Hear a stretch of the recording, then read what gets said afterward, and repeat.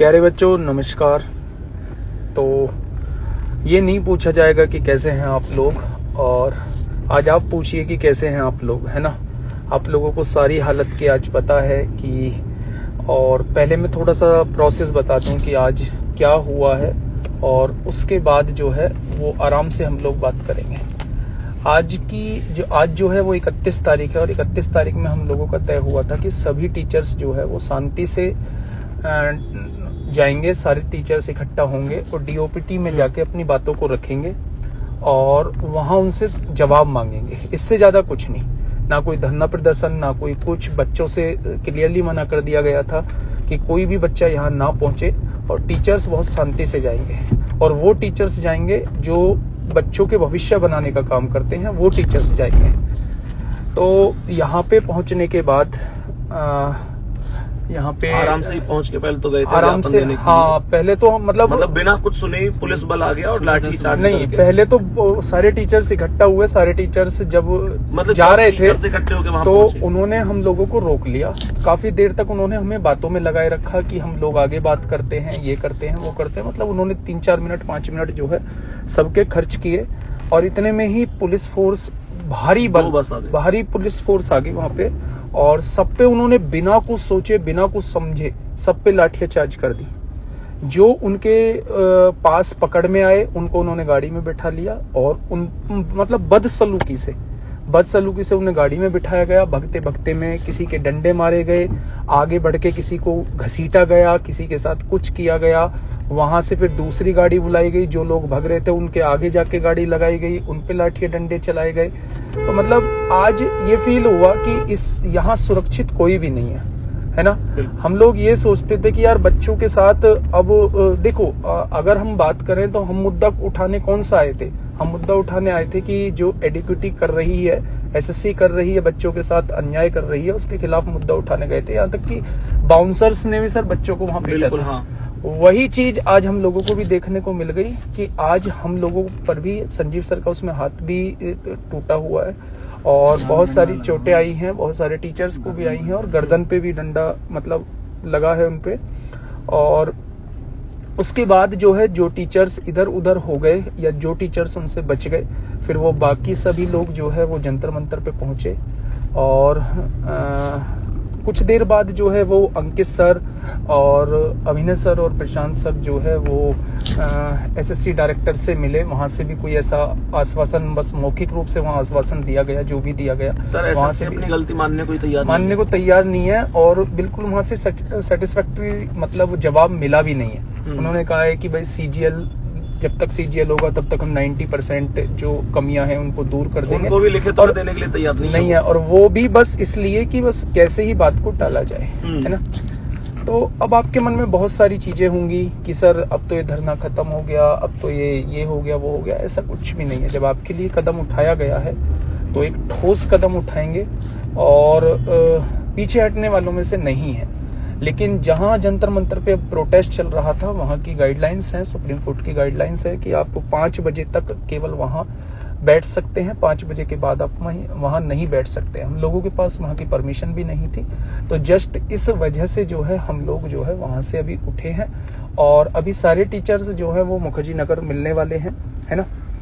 सारे टीचर्स जो है वो मुखर्जी नगर अभी मिलने वाले हैं, और आगे की रणनीति, एक बेहतर रणनीति हम लोग तैयार करने वाले हैं। तो बस आप लोगों से विशेष आग्रह है कि कहीं भी कैसी भी आप लोगों की जरूरत पड़ती है, जो कि अब जरूरत पड़ेगी ही, आप लोगों के बिना कुछ भी संभव नहीं है। तो आप लोग भारी ये बिना सोचे, अब आपको ये सोचना है कि यार देश का भविष्य जो है ना वो खतरे में है ना। तो चाहे आप किसी भी चीज की तैयारी कर रहे हैं, चाहे मुद्दा एसएससी का हो, चाहे मुद्दा टीचिंग का हो, किसी भी चीज का हो, मेरे भाई आपको एकजुट होना होगा। एकजुट होकर मेरे भाई आगे बढ़ना होगा, ठीक है। अगर बदलाव मन में सोचोगे ना तो बदलाव कर जाओगे मेरे भाई। बस मैं यही कहूंगा। बाकी संदीप सर अब आपसे बात करेंगे। संदीप सर। और भाई उसके अलावा कोई ऑप्शन भी नहीं है। आप लोग देखो कि टीचर, देश का टीचर, केवल जो बच्चों की एक जायज समस्या को लेके वहां पे पहुंचा है। आप लोग देखो उसके साथ क्या हुआ है आज। आपने वीडियो देखी होंगी, आपने देखा होगा कि टीचर के साथ कैसी बदसलूकी की गई है। जो उनके हाथ आ गए उनको बस में बिठा के ले गए। और कुछ टीचर मतलब दौड़ा दौड़ा कर डंडे बजाए थे टीचरों में। उसके बाद हम लोग वहां पहुंचे।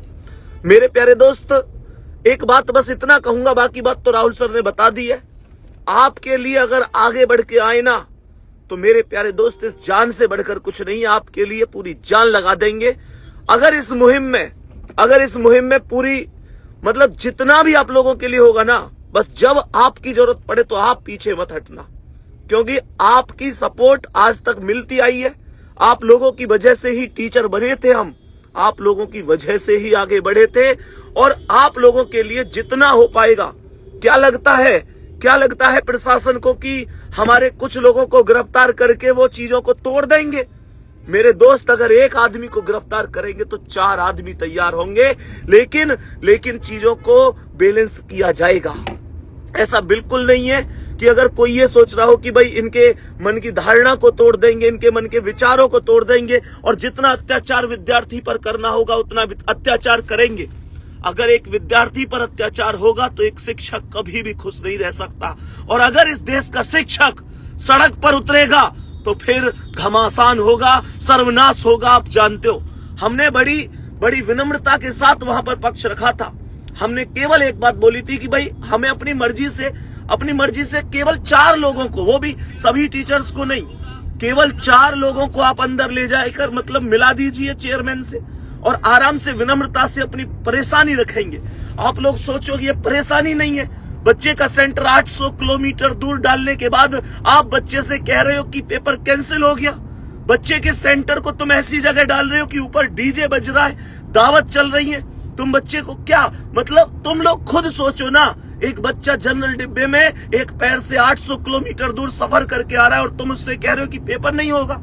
उस बच्चे से पूछो जो बच्चा सालों से तैयारी कर रहा है। उस बच्चे के माता पिता से पूछो जिनका सपना केवल एक है कि हम मजदूरी करते रहेंगे पर अपने बच्चे को सफलता तक लेके जाएंगे। पूछो उस परिवार से जिसके परिवार में एक सरकारी नौकरी की कीमत क्या होती है। इस तरीके से तो जो होशियार बच्चा है ना, जो जायज बच्चा है, जो कामयाब बच्चा है, अरे उसका गला काट दो ना, उसका गला काट दो। पहले टीचर इसलिए लड़े कि भाई वैकेंसी दे दो, फिर टीचर इसलिए लड़े कि भाई पेपर ठीक से करा लो, फिर टीचर इसलिए लड़े कि भाई मेरिट टाइम पे लगा लो। भाई शिक्षा व्यवस्था का बिल्कुल सर्वनाश करके रख दिया है। पर इतनी बात कहूंगा, कोई भी तुम में से ये मत सोचना कि युद्ध समाप्त हो गया है और सारी चीजें खत्म हो गई हैं।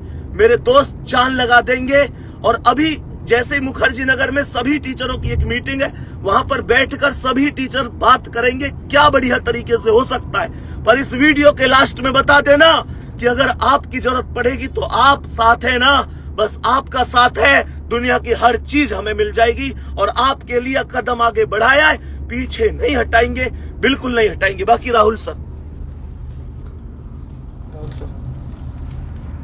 दोस्तों, दोनों सर ने आपको बता ही दिया है, सारी जानकारी आपको दे ही दी है।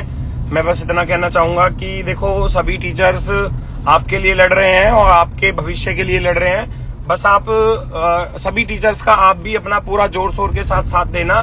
कभी भी आपकी अगर टीचर्स को जरूरत पड़े, भाई अगर आपको हमको ये लगे कि भाई हमें धरना प्रदर्शन और आगे तक बढ़ाना है, तो आपकी जरूरत भी पड़ेगी, तो आप सभी लोग भी उपस्थित रहना उस चीज के लिए। अभी सभी टीचर्स जो हैं वो मीटिंग करेंगे मुखर्जी नगर पर, और फिर किसी निर्णय पर पहुंचेंगे कि आगे हमें क्या करना है। पर हम सभी लोग आपके लिए तब तक लड़ते रहेंगे जब तक कि आपको किसी निर्णय पर नहीं पहुंचाया जाता। और एक बात और ध्यान रखना, ये अगर कोई ये सोच रहा हो ना कि यार ये तो CGL वाली बात है या CPO वाली बात है, SSC GD भी सर SSC ही कराती है GD का पेपर, और दिल्ली पुलिस का पेपर भी SSC ही कराती है। अगर धांधली एक में होगी ना, तो राहुल सर बाकी मतलब व्यवस्था पूरे में ही खराब कर देंगे लोग। इनको अभी संभालना बहुत जरूरी है। अभी सभी को एक साथ आना होगा, सभी को साथ मिलकर ही चलना पड़ेगा। ऐसा नहीं है कि आप ये सोच रहे हो केवल ये तो SSC CGL की बात है, हम क्यों इसमें अपनी टांग फंसाएं, हम तो दिल्ली पुलिस की तैयारी कर रहे हैं, हम SSC GD की कर रहे हैं। भाई SSC ही कराने वाली है, आगे सारे एग्जाम्स जो है वो GD का भी, दिल्ली पुलिस का भी, और SSC MTS वगैरह सारे एग्जाम्स SSC के हाथ में। अगर एक में ऐसी धांधलेबाजी हो सकती है तो वो सभी में हो सकती है, ठीक है ना। तो आप सबको भी साथ आना पड़ेगा दोस्त। बस वही वाली बात है कि अगर किसी आदमी को शुरू में ही नहीं रोका गया ना, तो अपनी लास्ट पराकाष्ठा तक जा सकता है वो व्यक्ति। सोचो उनसे मिलने के लिए अगर केवल एक प्यार भरी बातें लेकर, एक संदेश लेकर, बच्चों की समस्या लेकर अगर उनके पास जा रहे हैं तो टीचरों पर लाठी बरसा रहे हैं वो लोग। आप लोग सोचो, क्या बर्बरता के साथ अगर देश के टीचर के साथ ऐसी चीजें होंगी तो फिर क्या ये देश सुरक्षित है? क्या कहने के लिए ही आजादी है? मेरे दोस्त खुद बताना, और एक बार इस वीडियो के बाद में कमेंट करके बता देना। तुम्हारी जरूरत पड़ेगी तो तुम साथ दिखने चाहिए, हर एक भाई हर एक बहन साथ दिखना चाहिए। राहुल सर, ठीक है भाई, तो आप लोगों को बता दिया जाएगा, जो भी आगे की प्लानिंग होगी वो आप लोगों को बता दी जाएगी। बस ये है कि अब कदम बढ़ाया है तो कदम आगे तक रखेंगे, साथ मिलकर चलेंगे। हर एक टीचर यहाँ पहुँचा है, कोई ऐसा टीचर नहीं थे जो यहाँ ना पहुँचे हों। सब पूरी ईमानदारी के साथ आप लोगों के साथ जुड़े हुए हैं और आगे भी जुड़े रहेंगे। बस मैं ऐसी उनसे मतलब उम्मीद करता हूँ, और अब उम्मीद आप लोगों से की जाती है कि जब भी आप लोगों की ज़रूरत होगी तब आप बढ़ चढ़ के इसमें हिस्सा लेंगे। ठीक है, चलिए फिर मिलते हैं नेक्स्ट वीडियो में बहुत जल्दी, है ना, अपडेट के साथ। ओके, टाटा।